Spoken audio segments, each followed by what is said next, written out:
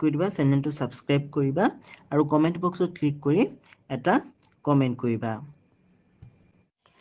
মৰমৰ ছাত্ৰ-ছাত্ৰীসকল, পোনপ্ৰথমে মোৰ ইউটিউব চেনেলটোলৈ তোমালোক সকলোকে স্বাগতম জনাইছোঁ।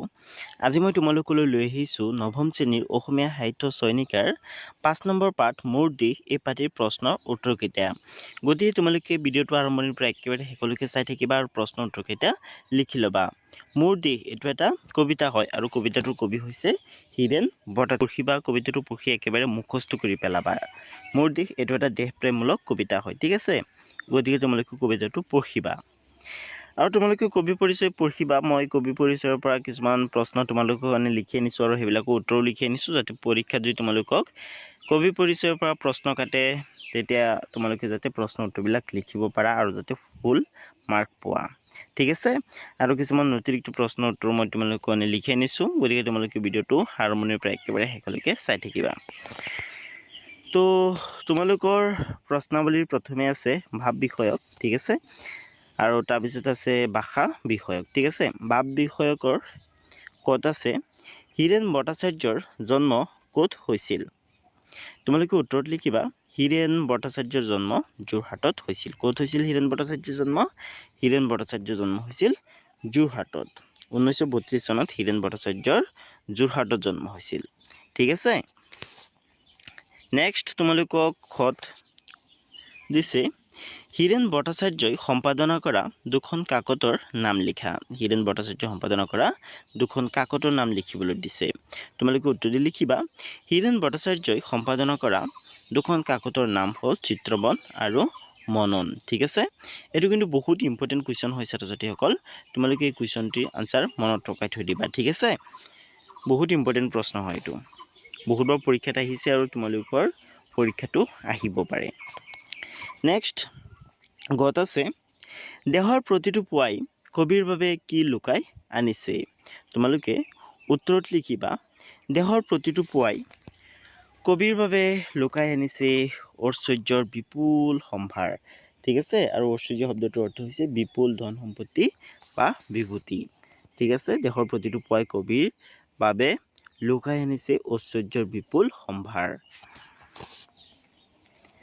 নেক্সট আছে মোৰ দেশ কবিতাটোৰ মূল ভাৱ লিখা, ঠিক আছে। মোৰ দেশ নামৰ যিটো কবিতা আছে এই কবিতাটোৰ মূল ভাৱ লিখিবলৈ দিছে। গতিকে প্ৰশ্নটোৰ উত্তৰ অলপ দীঘল হ'ব, সিমানো দীঘল নহয় যাতে তোমালোকে মুখস্থ কৰিব নোৱাৰিবা বা লিখিব নোৱাৰিবা, সৰুৱেই হয়। হ'লেও বাকীকেইটাৰ তুলনাত প্ৰশ্নটোৰ উত্তৰ অলপ দীঘল হয়, কাৰণ এই প্ৰশ্নটো যদি তোমালোকৰ পৰীক্ষাত আহে তেনেহ'লে তোমালোকক কমেও 4 মাৰ্ক দিব, ঠিক আছে। গতিকে তোমালোকে প্ৰশ্নৰ উত্তৰ এইদৰে লিখি ল'বা সুগন্ধি কবি হীৰেণ ভট্টাচাৰ্য দেৱৰ মোৰ দেশ নামৰ কবিতাটি এটি স্বদেশপ্ৰেমমূলক কবিতা, ঠিক আছে। মোৰ দেশ নামৰ যিটো কবিতা এই কবিতাটো এটা স্বদেশপ্ৰেমমূলক কবিতা বা দেশপ্ৰেমমূলক কবিতা। কবিৰ বাবে নিজৰ দেশখন প্ৰাণতকৈও আপোন, ঠিক আছে। কবিৰ বাবে কবিৰ নিজৰ দেশখন অৰ্থাৎ ভাৰতবৰ্ষখনৰ কথা কৈছে, ঠিক আছে। কবিৰ বাবে নিজৰ দেশখন প্ৰাণতকৈও আপোন। তেওঁৰ প্ৰতিটো কাম আৰু চিন্তাই দেশখনৰ উন্নতিৰ কাৰণেই সোঁৱৰাই, ঠিক আছে। তাৰমানে কবিয়ে যি চিন্তা কৰে, যি কাম কৰে সকলোবোৰ দেশৰ উন্নতিৰ কাৰণেই কৰে, ঠিক আছে। পৃথিৱীৰ বিভিন্ন দেশ কবিয়ে ঘূৰিছে, বিভিন্ন ঠাইৰ মানুহত আন্তৰিকতা স্থাপন কৰিছে, কিন্তু তেওঁৰ শৈশৱ আৰু যৌৱন অতিবাহিত কৰা দেশখনৰ প্ৰতি কবি সদায় আকৃষ্ট দায়বদ্ধ। এই দেশৰ প্ৰতিটো পুৱাই কবিক দিয়ে ঐশ্বৰ্যৰ বিপুল সম্ভাৰ। প্ৰতিটো সন্ধিয়াই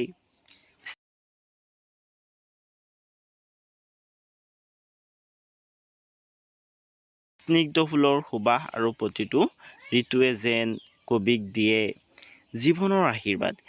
সেয়েহে কবিয়ে এই দেশৰ প্ৰতিজন শ্ৰমিকৰ লগত নিজকে বিলীন কৰি দিছে, সকলোকে ঐক্যবদ্ধভাৱে ৰখাৰ প্ৰয়াস কৰিছে। শত্ৰু মিত্ৰ সকলোকে অন্তৰ্জিনি পৰস্পৰৰ মাজত শান্তিৰ শ্ৰীবৃদ্ধি কামনা কৰিছে।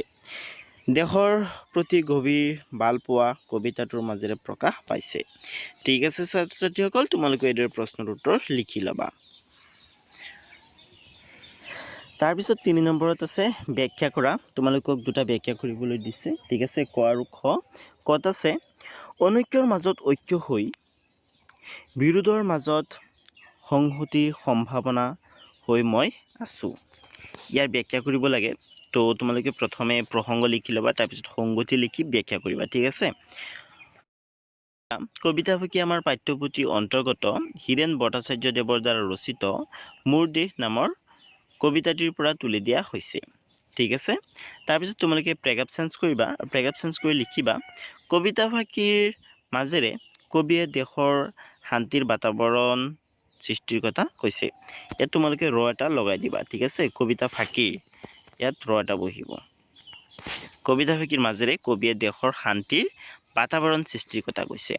তাৰপিছত তোমালোকে আকৌ প্ৰেগাপ চেঞ্জ কৰিবা আৰু প্ৰেগাপ চেঞ্জ কৰি লিখিবা আমাৰ দেশ ভাৰতবৰ্ষখন বহুজাতিক আৰু বহুভাষিক দেশ, ঠিক আছে। তাৰমানে ভাৰতবৰ্ষত বিভিন্ন জাতিৰ মানুহ আছে, হয়নে, আৰু বিভিন্ন ভাষাত কথা কোৱা মানুহ আছে।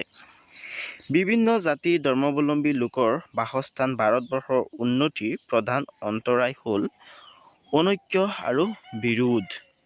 কবিয়ে দেশৰ প্ৰতিজন বনুৱা, হালোৱা, ৰণুৱা সকলোকে একতাৰ দোলেৰে বান্ধি ৰাখিবলৈ প্ৰয়াস কৰিছে।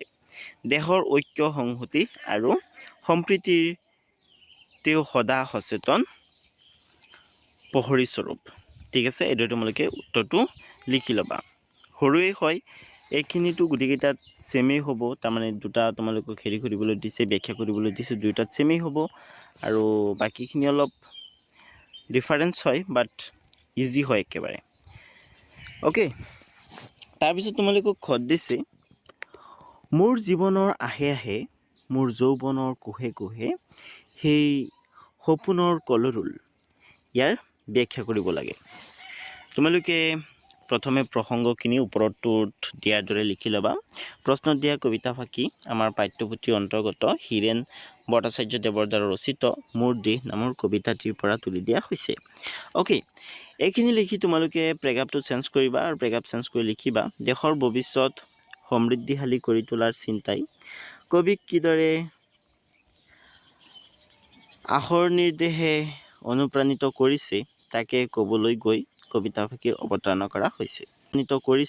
তাকে ক'বলৈ গৈ কবিতাফাঁকিৰ অৱতাৰণা কৰা হৈছে।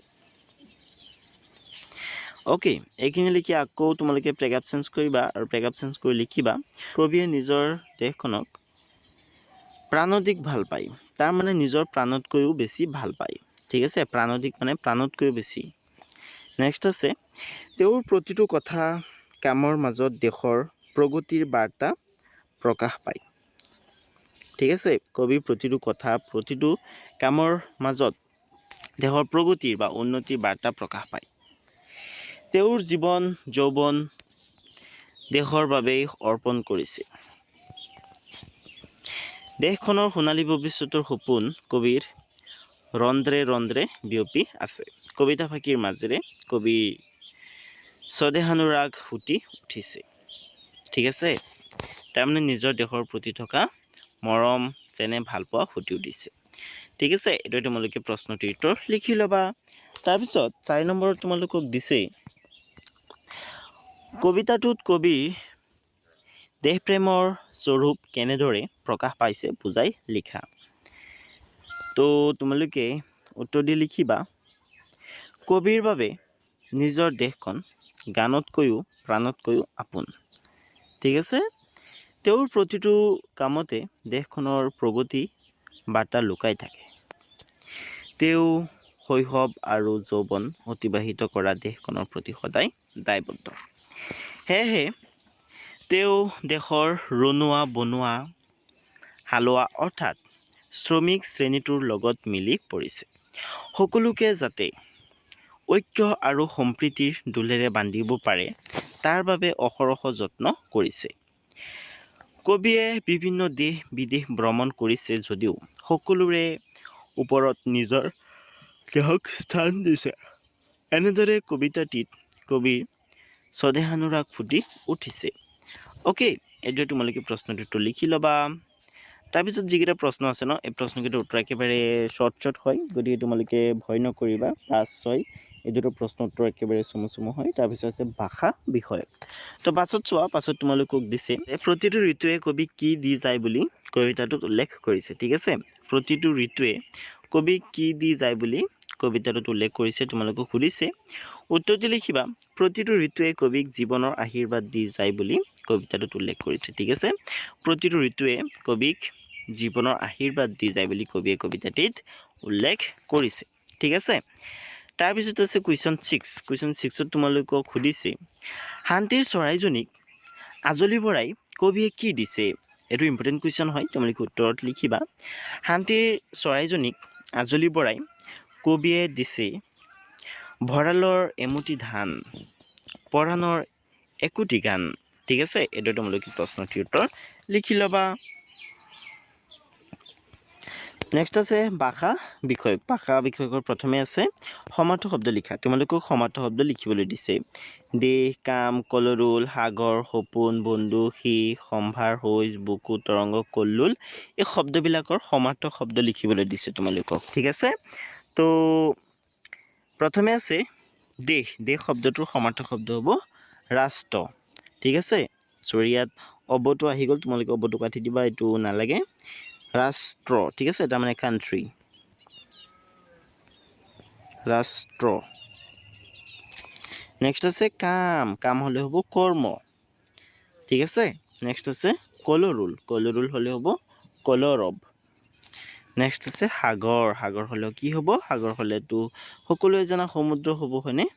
নেক্সট আছে সপোন। সপোন হ'লে হ'ব স্বপ্ন। সপোনৰ বিপৰীত শব্দ হৈছে দিঠক। ঠিক আছে, আৰু স্বপ্ন শব্দটো হৈছে সমাৰ্থক শব্দ।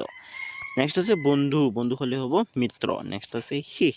শীষ হ'লে হ'ব সমাপ্ত। নেক্সট আছে সম্ভাৰ। সম্ভাৰ হ'লে হ'ব সামগ্ৰী। নেক্সট আছে হৈছ। হৈছ হ'লে হ'ব শস্য। নেক্সট আছে বুকু। বুকু হ'লে হ'ব হৃদয়। নেক্সট আছে তৰংগ। তৰংগ হ'লে হ'ব ঢৌ। নেক্সট আছে কল্লোল। কল্লোল হ'লে হ'ব কলৰৱ। ঠিক আছে, এইদৰে তোমালোকে শব্দবিলাকৰ সমাৰ্থক শব্দ লিখি ল'বা। নেক্সট তোমালোকক 8 নম্বৰত দিছে বিপৰীতাৰ্থক শব্দ লিখা। ঠিক আছে, সমাৰ্থক শব্দ মানে একে অৰ্থ বুজোৱা শব্দ, আৰু বিপৰীতাৰ্থক শব্দ মানে বিপৰীত অৰ্থ বুজোৱা শব্দ। যেনেকৈ নেকি ভাল। ভাল শব্দটোৰ বিপৰীত অৰ্থ বুজোৱা শব্দটো হৈছে বেয়া, হয়নে? ওখ হ'লে চাপৰ। ঠিক আছে, সুন্দৰ হ'লে কুৎসিত, তেনেকুৱা মানে। ঠিক আছে, সপোন, দেশ, জীৱন, পাহাৰ, ঐক্য, সংহতি, চয়ন, বিশ্বাস, শত্ৰু, এই শব্দবিলাকৰ বিপৰীত অৰ্থ বুজোৱা শব্দ লিখিব লাগে। সপোন। সপোন হ'লে হ'ব দিঠক। ঠিক আছে, দেশ। দেশ হ'লে হ'ব বিদেশ। জীৱন। জীৱন হ'লে হ'ব মৰণ। পাহাৰ। পাহাৰ হ'লে হ'ব বৈয়াম। ঐক্য। ঐক্য হ'লে হ'ব অনৈক্য। সংহতি। সংহতি হ'লে হ'ব বিৰোধ। নেক্সট আছে